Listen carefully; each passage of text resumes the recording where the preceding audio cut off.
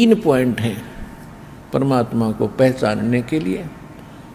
और जब आपको ये तीनों खरे उतर जाएंगे तो आप अपने आप भगत बन गए।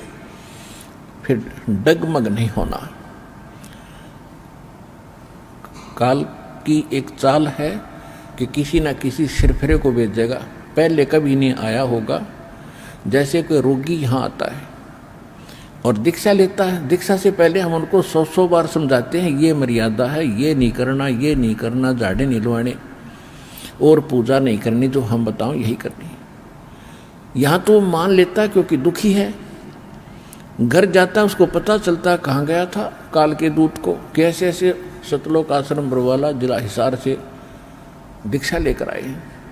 वो कहता नहीं नहीं वहाँ चलो, वहाँ झाड़ा लगते ठीक हो जाता है। वो वहाँ ले जाता है क्योंकि रिश्तेदार है। अब वहाँ से तो लाभ मिलना ही नहीं था, जो यहाँ से मिलना था भगवान का हाथ उठ गया।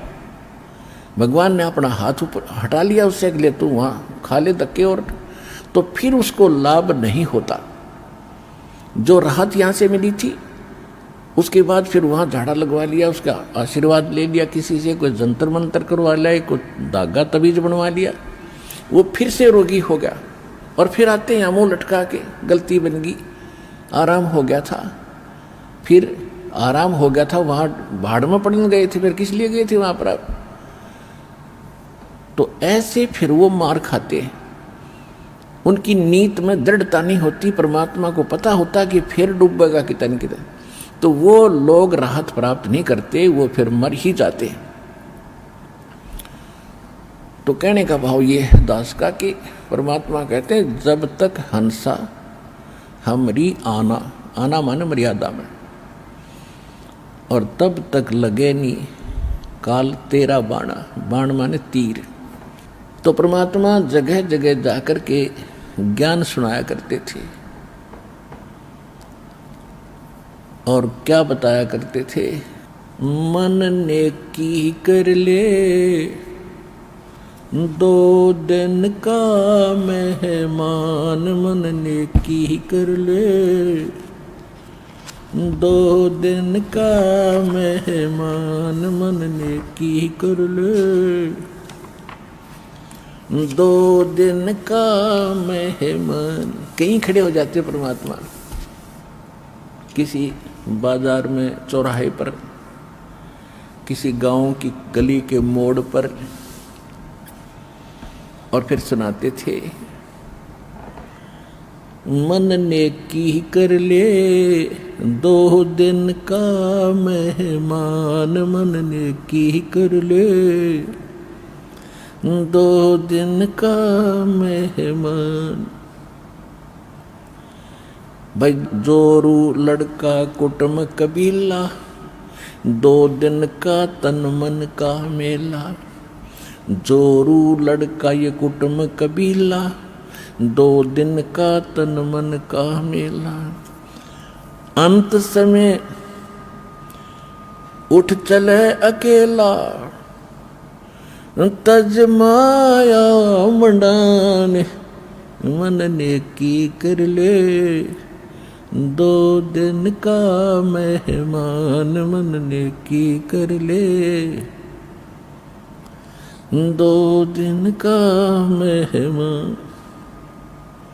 भी कहाँ से आया कहाँ जावेगा, तन छूटे तब कहाँ समावेगा।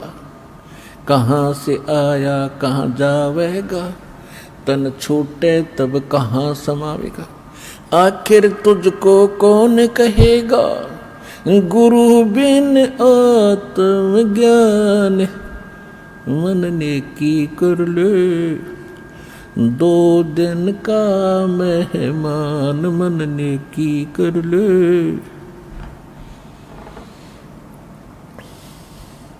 कौन तुम्हारा सच्चा साई, झूठी है ये सकल सगाई। सगाई मीन ये रिश्ते नाते, आज कहीं जन्मा है, मृत्यु के उपरांत ना जाने कहाँ उत्पन्न होगा, कि इन्हीं के में उलझ कर जीवन व्यर्थ ना करे।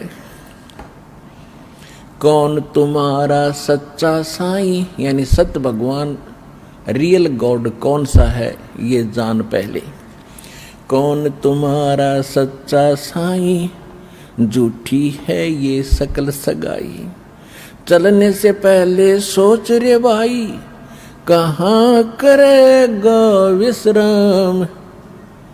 मन ने की कर ले 2 दिन का मेहमान, मन ने की कर ले 2 दिन का मेहमान।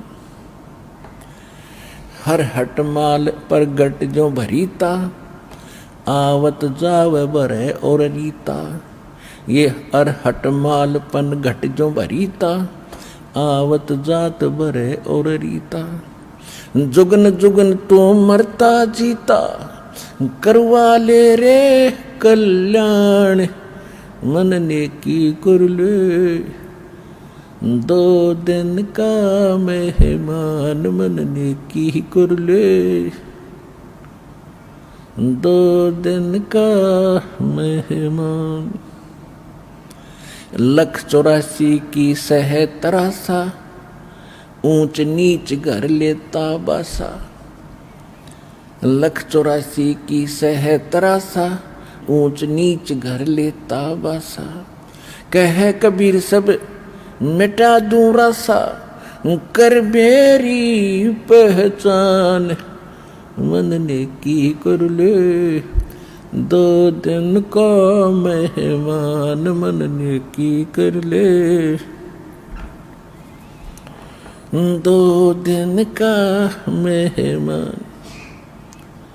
परमात्मा कहीं भी खड़े होकर के, क्योंकि अपने बच्चों के लिए अपने ही भटका करते हैं, और हमने काल की घुट्टी गढ़ी पी रखी है भांग। कबीर साहब कहते हैं, कबीर ये माया अटपटी, सब गट आण अड़ी। किस किस को समझाऊं या कुएं भांग पड़ी। अब जैसे किसी ने कुएं में और 10-20 किलो भांग डाल दी हो, उस कुएं के जल ने जो भी पीवेगा, तो 1000 आदमी पीकर चल पड़ो वहां से, तो सबकी एक जैसी भाषा, एक जैसी चाल, एक जैसी सोच हो जाती है। नशे में आपने देखा हो कभी, शराब के ठेके से बूटी ला कर जब निकलते हैं, तो 10 जने आ रहे हो लाइन में आगे पीछे, एक जैसी उनकी चाल होगी, ऐसे डगमगाते हुए, और ऐसे उनकी बोली होगी। उनको समझाने की चेष्टा करें तो चल चल अपना काम करें। तो कहने का भाव यह है कि हमने ये काल की माया की घनी भांग पी रखी है। हमारे को कोई भी मिला है, उसने यही ट्रेनिंग और ये शिक्षा दी है कि बेटा अपना करके खा, और देख उसने 2 कोठी बना ली, बेटा तू भी अपनी बढ़िया कोठी बना। रिश्तेदारी में जाते हैं, वो भी पूछते हैं क्या करता है।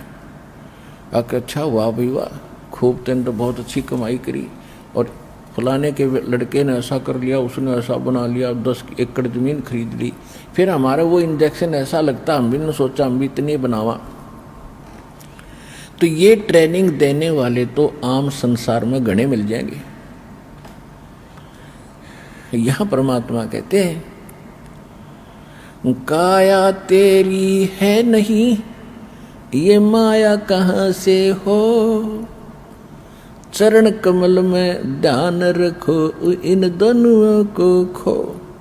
खोना माने भूल जाए इनको। यह काया भी तेरी नहीं, और ये अरबों खरबों रुपये भी जोड़ कर धर दिए रुपये, ये तेरे नहीं। जब तेरी बॉडी नहीं है तो भले आदमी या कोठी कैसे तेरी होगी। तो इतनी अकल हमारी मारी जा चुकी है अज्ञान के कारण कि हम वास्तविकता भूल कर नकली काम में जुट गए, दृढ़ हो गए, और उससे हटाकर रियल काम पर और वास्तविक कार्य पर लगाना अब परमात्मा के लिए कितना कठिन हो गया। लेकिन परमात्मा के लिए कठिन नहीं होता, वो चाहें तो एक पल में कर दें, लेकिन हम कैसे मानेंगे उनको, वो फार्मूला अपनाना पड़ता है, क्योंकि हम सब इच्छा से यहाँ आए हैं, और सब इच्छा से यहाँ से जाने की प्रेरणा होगी तभी हम वापस जा सकते हैं। वैसे नहीं जा सकेंगे। कमाई जो कर रहे हो ये आपके साथ रहेगी, आपको लाभ मिलेगा, मोक्ष नहीं हुआ तो यहाँ भी आप स्वर्ग में भी जाओगे, देवता बन जाओगे, राजा बन जाओगे, अंत में फिर गधे भी बन जाओगे। ये भी याद रखना। तो यहाँ से निकलने के लिए आप जी ने यहाँ से मन हटाना पड़ेगा। ये लोग ठीक नहीं, चाहे हम लाख वर्ष जीवन भी प्राप्त किया तो भी मरे। और आपके सामने आप देख रहे हो, आप क्योंकि हमारे ऊपर वो प्रेशर इतना है त्रिगुणमयी माया का कि हम रोज सत्संग भी सुनते हैं, हमें पता भी है, लेकिन हम विवश हैं। हम दैनिक कार्य भी इतने कुछ हमने अपने ऊपर लाद लिए, ये कुप्रथाएं, जिस कारण से हमें चैन ही नहीं। दिन रात माया जोड़ेंगे, फलाने का देना है, उसको ब्याह करना है, वो ऐसे करना है, कोठी बनाऊंगा, ऐसे करूंगा। तो इस तरह के ये जो बेमतलब की बकवादियाँ हमने गणी शुरू कर दी, क्यों पहले हमने वो ज़माना देखा है। हमारे पूरे गांव के गांव में हमारे पिता, दादा, चाचा, ताऊ कभी कुर्ता पहनते थे, कभी नहीं पहनते थे। जैसा भी फटा पुराना मिल गया अपना काम से काम रखते थे। साधु जैसा जीवन जिया करते थे, कितनी शांति थी। और अब सब्र नहीं रहा इंसान के, 20-20 टाइप के कपड़े इधर लिए ठाके, पता नहीं कितना के बना लूँ, बढ़िया जूते लाऊँ 8-8 हज़ार के। बता कोई बात हुई है? अपना सिंपल वैसे रहे, जिसे कपड़े मिल जाए पहन, टाइम पास कर, निकल यहाँ से पीछा छुड़वाओ। दूना भार सिर पर रखते जा रहे। तो ये धीरे धीरे हटेगी, क्योंकि दास देख रहा है 1960 से तो समझन दोगा हो गया था 9 वर्ष का। तो उसके बाद धीरे धीरे पता चला, आज जब इस समय खड़ा होकर के पिछला झांकता है दास कि इन 40-50 वर्ष के अंदर कितनी बिजली गिर गई। और जिसको हम विकास मानते हैं मानव का, वो भी खूब हुआ दिखाई देता। सारे एजुकेटेड हो गए, गिटमिट अंग्रेजी बोलने लगे। पहले संस्कृत बोलने वालों की महिमा थी, अब इंग्लिश बोलने वालों ने वो स्थान ले लिया। जो इंग्लिश में बोल रहा हमने नो दिखाई तो देवता हो गया, बस बहुत बड़ा एजुकेटेड है। अब आज तो वो इंग्लिश बोल रहा सपाट, खूब फराटेदार, और कल न बनेगा गधा, फिर कौन सी भाषा बोलेगा? होची होची, वो इंग्लिश भी भूलेगा। तो फिर तो वो हमने वो दिखा है, उन्हें वर्तमान दिखाई देता है। और परमात्मा भी हमारे को भविष्य दिखाना चाहते थे, हम वर्तमान में भूल गए बकवादों में। तो वो विद्वान नहीं है, उससे प्रभावित होने की कति आवश्यकता नहीं। वो तो रोजी रोटी तक सीमित प्राणी है, चाहे सारी पृथ्वी का राजा हो और कितना ही एजुकेटेड लगता हो। वो तो एक अन्य का व्यक्ति नहीं जो भक्ति नहीं करता, और भक्ति भी सत्य नहीं कर रहा। 3 लोक का राज जीव को जय कोई दे, और लाख बधाई क्या करे जा नहीं नाम तेने। अगर वो भक्ति नहीं करता और 3 लोक का भी राजा बन जाए, धिक्कार है। क्या बधाई दे रहा है ऐसे मूर्ख को जो भक्ति नहीं करता। हाँ, भक्ति करे, और भक्ति करेगा तो राजा भी एक नेक इंसान हो जाएगा। उसके दिल में दर्द होगा, दया होगी, भगवान से डर के कलम उठाओगा, चाहे राज जाओ चाहे रहो। और अब राक्षस बन गए, अपने राज के प्राप्त के लिए सेना मरवा डालते हैं। देखा पिछले पानीपत की पहली लड़ाई, पानीपत की दूसरी लड़ाई, घोटे जाते हम इतिहास पढ़ा करते ये गंदे। और हमने पढ़ना चाहिए था परमात्मा का इतिहास, भगवान की कथा। भगवान से डरने का कोई मार्ग हमें प्राप्त हो, जिससे हम विकारों से रहित होते, भगवान से डरते, पाप ना करते। वो तो आसपास भी नहीं रहे हमारे। तो अब इसको रीसेट करने में कितना समय लगेगा? लगेगा बेशक, लेकिन होगा। अब ये एजुकेटेड परमात्मा ने इसलिए बनाया आपको कि इन्हें बिगड़ लेने दे जितने बिगड़े, और कर लेने दे इन्हें जो ठाठ करना चाहते, और पा लेने दे इनको बड़े से बड़े ओहदे, IAS, IPS, डॉक्टर, जज, प्रधानमंत्री। फिर बताऊंगा इन्हें आगे क्या बनेगा, तो इससे आगे क्या बनेगा वो मेरे से पूछ, क्या बनेगा। अब क्या बताते हैं, कहाँ से आया कहाँ जावेगा, यो शरीर छूटे तो कहाँ समावेगा।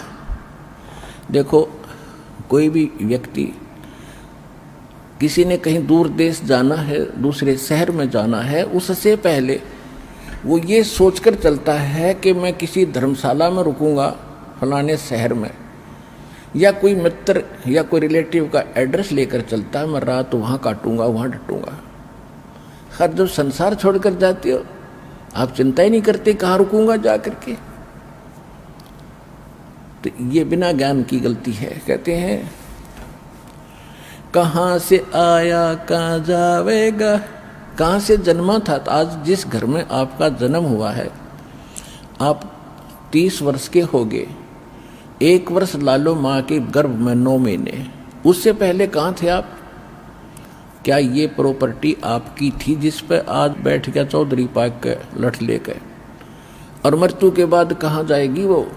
फिर कहाँ जाएगा? तो कहाँ से आया कहाँ जावेगा, तन छूटे तब कहाँ समावेगा। आखिर तुझको कौन कहेगा, गुरु बिन आत्म ज्ञान, मन ने की कर ले 2 दिन का मेहमान, मन ने की कर ले 2 दिन का मेहमान। परमात्मा खड़े होकर मार्मिक आवाज में पुकारा करते थे और श्रोता एकदम मेल्ट हो जाते थे, पिघल जाते थे, आंखों से आंसू शुरू हो जाती थी कि महात्मा भगत जी बात तो सारी सच्ची कह रहे हैं। अब परमात्मा कहते हैं आखिर तुझको कौन कहे, गुरु बिन ये बात बता नहीं सकता। गुरु संसार में रहे नहीं, ये सारे नकली हो गए। तो आपका सौभाग्य कि आपको गुरु भी मिले हैं और ऐसे प्राइम टाइम में मनुष्य जीवन भी मिला है। इसको संभाल कर रखना, परमात्मा की इस रजा को व्यर्थ ना करना। ये कोई आम बात ना समझना, संयोग ना समझना, परमात्मा के किए हुए ये विशेष रजा तुम्हारे ऊपर है। इसको सफल करना, डट के रहना। आखिर तुझको कौन कहेगा, गुरु बिन आत्म ज्ञान। यहाँ पर अभी तक हम सुना करते थे कि आत्म ज्ञान हो गया मोक्ष हो गया, आत्म ज्ञान हो गया मोक्ष हो गया। इनको ये नहीं पता था आत्म ज्ञान क्या होता है। आत्म ज्ञान से मोक्ष नहीं, आत्म ज्ञान के बाद परमात्म ज्ञान हो। कहते हैं कूप की छाया और कोप के माही, ऐसा आत्म ज्ञान। जैसे कुएं की छा और कुएं तक ही सीमित होती है, उसका बाहर कोई लाभ नहीं। ये है तुम्हारा आत्मज्ञान। क्या है आत्मज्ञान? आत्मज्ञान हो क्या कराते थे कि तू जीव है, अब कहाँ से आया था, कहाँ जाएगा। भाई तू एक जीव है, परमात्मा ने तुझे मनुष्य जीवन दिया है, इसमें लाभ उठा, भक्ति कर, इसका मूल उद्देश्य ये है। तो ये तो है आत्मज्ञान। अब ये किसी ने पता लग गया कि मैं कुएं में गिर गया और दूसरे ने बता दिया तू कुएं में गिर गया, इसे बाहर निकलेगा तो जान बचेगी। वो निकलने का साधन क्या है? अब जैसे किसी को बता दिया रोग है, क्या रोग है आपको? ये रोग है, और उसको भी ज्ञान हो गया कि मुझे ये रोग है, हाँ औषधि है नहीं, तो what is use that knowledge. अब उस ज्ञान का, आत्म ज्ञान का क्या पता कि क्या लाभ हुआ कि तू जीव है, मनुष्य जीवन तुझे मिला है और मनुष्य जीवन में ही आप आत्म कल्याण करा सकते हो, मोक्ष करा सकते हो। आपको भी ज्ञान हो गया, हाँ भाई बिल्कुल ठीक है, मनुष्य जीवन बड़े मुश्किल से मिलता है, इसी में आत्म कल्याण हो सकता है, और वो साधन है नहीं, औषधि है नहीं, तो क्या फायदा उसका? कोई यूज नहीं। अब आगे क्या बताते परमात्मा? कौन तुम्हारा सच्चा साईं, झूठी है ये सकल सगाई। ये सभी नाते रिश्ते ये अस्थाई हैं, ये चिर स्थाई नहीं है, कुछ दिनों के आपके जुड़े जुगाड़ हैं। और वास्तव में तेरा कौन सच्चा भगवान है, कौन है वो सच्चा साईं? साईं माने मालिक परमात्मा। तो ये है परमात्म ज्ञान। जैसे ब्रह्मा विष्णु महेश ये कौन है? ये भी राम हैं, ये भी देव हैं, ये भी साहब हैं, लेकिन ये साहब ऐसे साहब हैं आपको केवल किया कर्म ही दे सकते। आपके जो भाग्य में है वो आपको देंगे, चाहे दुख है चाहे सुख है, ये पक्का देंगे, ये इसमें कोई चूक नहीं होने देंगे, इनकी इतनी ड्यूटी है। लेकिन आपके संस्कार में दुख है तो दुख भी आपको देंगे, बाई फोर्स देंगे, और सुख है तो सुख भी देंगे, बाई फोर्स देंगे। जैसे आज कोई मंत्री, प्रधानमंत्री, मुख्यमंत्री बना है, उनका पुण्य है तो वो जरूर देंगे, चाहे वो कितने खोटे खोदाई में। कितने जुल्म ढाले, वो फिर भी उसको देंगे और उन जुल्मों का अकाउंट साथ होता रहेगा। फिर उनके कर्म भी जबरदस्ती देंगे, उनको ठोक कर देंगे। तो इतना काम है इन भगवानों का। और ये केवल एक ब्रह्मांड के अंदर रजगुण विभाग के मंत्री हैं ब्रह्मा जी, सतोगुण विभाग के मंत्री हैं विष्णु जी, तमोगुण विभाग के मंत्री हैं शिव जी, और इनके पिता हैं ये मुख्यमंत्री हैं एक ब्रह्मांड के। और यहाँ की व्यवस्था है, जो जैसे कर्म करेगा वैसा ही फल मिलेगा, और जन्म मृत्यु सदा बनी रहेगी, कभी कोई इसमें चेंज नहीं कर सकते। और जब तक मृत्यु जन्म है तब तक जीव सुखी नहीं हो सकता।